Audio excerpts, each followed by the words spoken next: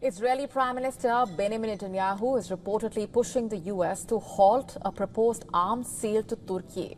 Specifically, Netanyahu has been pressuring the US Secretary of State, Marco Rubio, to block the transfer of the stealth fighter jets to Ankara.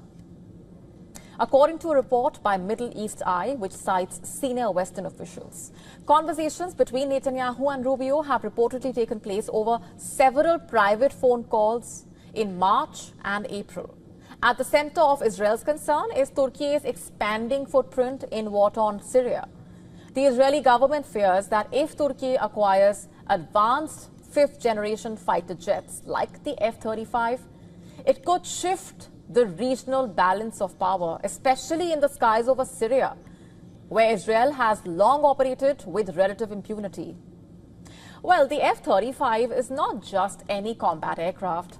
Manufactured by Lockheed Martin, it's a stealth-capable, multi-role fighter loaded with cutting-edge sensors, radar jamming technology, and the ability to deliver over 8,000 kilograms of armament. It can hit targets more than 2,000 kilometers away, flying at speeds of up to 1,900 kilometers per hour.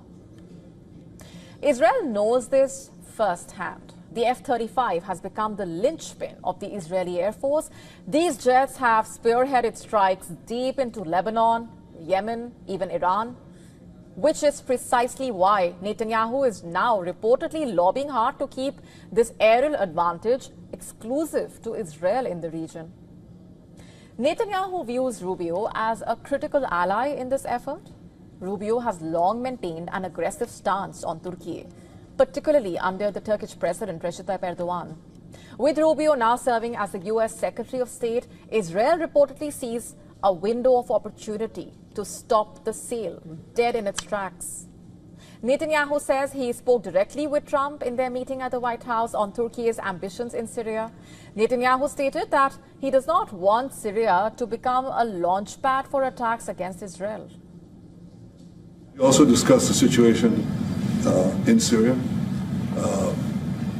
We've had neighborly relations with Turkey that have deteriorated, and we don't want to see Syria being used by anyone, including Turkey, as a base for attack in Israel. Turkey is a country that has a great relationship with the United States. The president has a relationship with the leader of Turkey. We discussed how we can avoid this conflict in a variety of ways, and I think we can't have a better interlocutor than the President of the United States for this purpose. Trump offered himself as a neutral mediator, pointing out to his friendly ties with Erdogan as a possible diplomatic bridge. These developments come amid increasing Israeli concerns over Turkey's growing involvement in Syria, particularly its support for the HTS-led government that overthrew Bashar al-Assad in December. And since then, Israel has conducted multiple cross-border air raids and limited ground operations to prevent Syrian forces from establishing any permanent presence near Israeli territory. Recently, Israel also accused Turkey of creating Syria as a de facto Turkish protectorate. So will Netanyahu be able to block the F-35 deal? More importantly, will the Trump administration agree to Israel's demands? That remains to be seen. By now, you would know about Donald Trump's threats regarding the Panama Canal. He wants the U.S. to take control of the canal. He's made that quite clear. And now, U.S. Defense Secretary Pete Hegseth is in Panama to meet with the country's leaders. And this is after the Trump administration complained about alleged Chinese interference over the operations of the critical shipping lane. Hegseth is expected to participate in bilateral meetings during a security conference, and this is in a bid to reportedly advance efforts in strengthening partnerships with Panama and other countries in the region.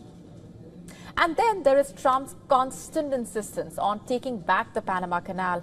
Trump claims Panama charges excessive tolls for U.S. ships to pass through the canal. He has called them ridiculous, very unfair, quote unquote.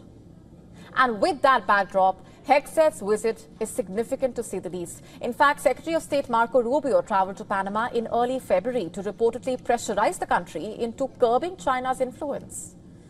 Meanwhile, recently speaking at a press conference in Panama City, the controller of the Republic of Panama indicated that The Hong Kong firm in charge of 2 key Panama Canal ports has flouted the terms, and Panama did not receive $1.2 billion it was owed under the port's contract with it.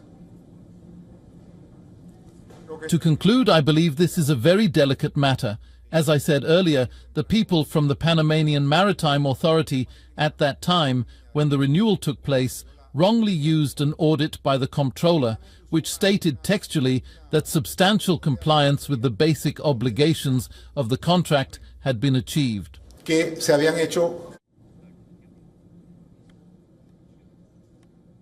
This could trigger huge economic fallout to the effect of around $1.2 billion, reportedly.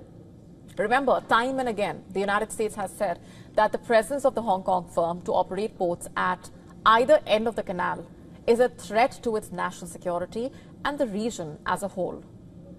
Hegsted's visit has naturally triggered a lot of speculation about what lies ahead. What happens here onwards will be very interesting to watch.